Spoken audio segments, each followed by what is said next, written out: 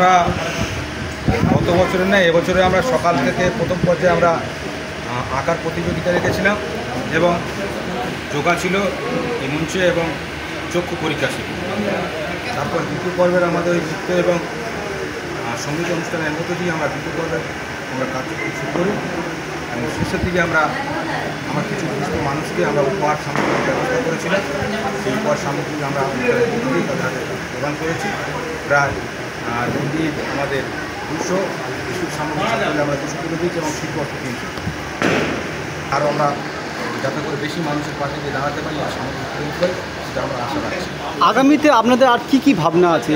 আমাদের ভাবনা আমরা একটা ক্ষুদ্র প্রয়াসের মধ্যে দিয়ে আমরা সামাজিক কিছু কাজ করতে চাই, যে কাজগুলো রক্তদান শিবির আছে এবং কিছু সামাজিক কাজ বলতে কিছু অসহায় মানুষ যাদের বাড়ির মেয়েদেরকে বিয়ে দিতে পারে না, কিছু অসুস্থ মানুষ তাদেরকে অর্থের অভাবে চিকিৎসা হয় না, তাদের পাশে আমরা দাঁড়াতে চাই।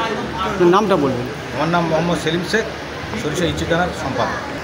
আমরা দেখেছি করোনার পর থেকে বিশেষ করে আগেও ছিল মানুষের আর্থিক অবস্থা এমন জায়গায় পৌঁছেছে, স্কুলের মধ্যে দেখেছি যে কার খাতা নেই, কার পেন্সিল নেই।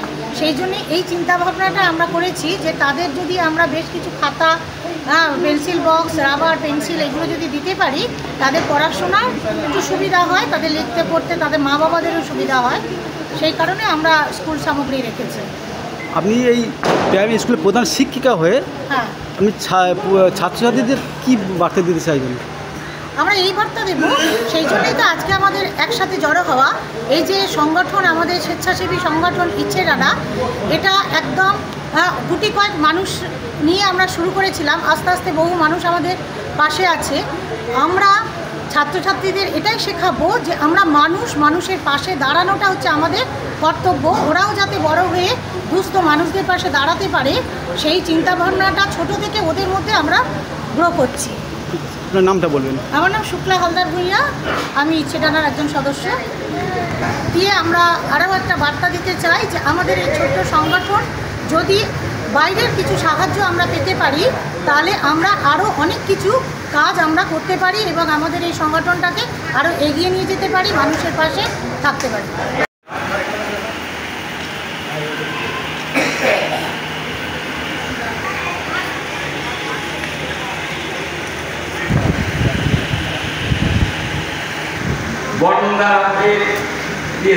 আমাদের আস্তে আস্তে খুব তাড়াহুড়ো করতে হবে না, আস্তে আস্তে।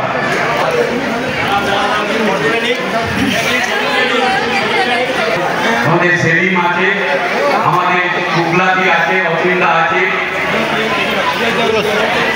একদম তাড়াহুড়ো করবে না, ধীরে ধীরে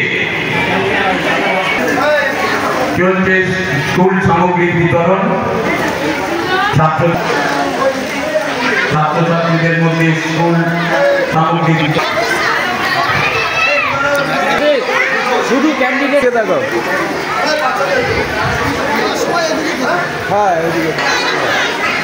স্কুল সামগ্রী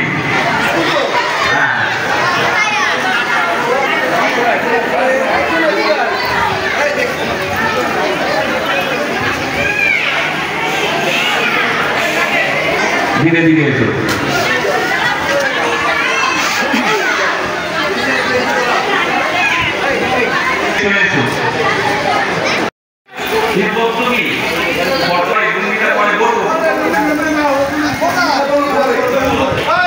আমাদের ইচ্ছা জানার শ্রমবিন্দুদেরকে বলবো এক এক পর এক শীতবস্ত্র তুলে দেওয়ার জন্য।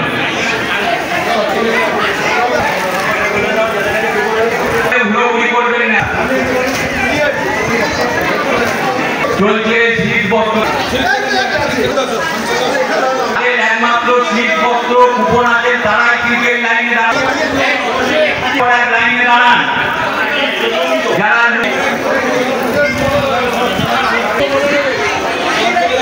শীতবস্ত্র কুপন যাদের কাছে আসেন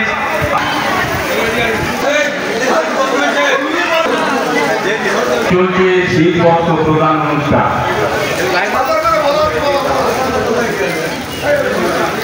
একমাত্র শীতবস্ত্র জন্মদিন উপলক্ষে করি। জন্মদিনে যেহেতু দর্শন পড়ে গেছিল তাই আমরা 19 অক্টোবর সেই অনুষ্ঠানটা করছি। কতজনকে আজকের এই পুরস্কার দিয়েছিলেন? আমরা 300টা দিয়েছি শীতবস্ত্র, 200টা লুঙ্গি, 200টা আচ্ছা। আপনার নামটা বলবেন। আমার নাম অসীম কুমার সরকার, সরিষা ইচ্ছে ডানার সভাপতি।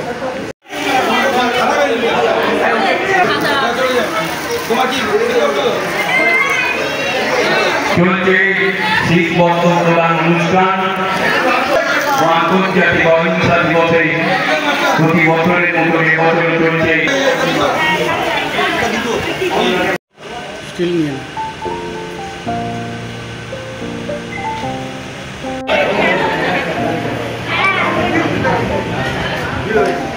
দিলীপ দাস মহাশয় হিন্দু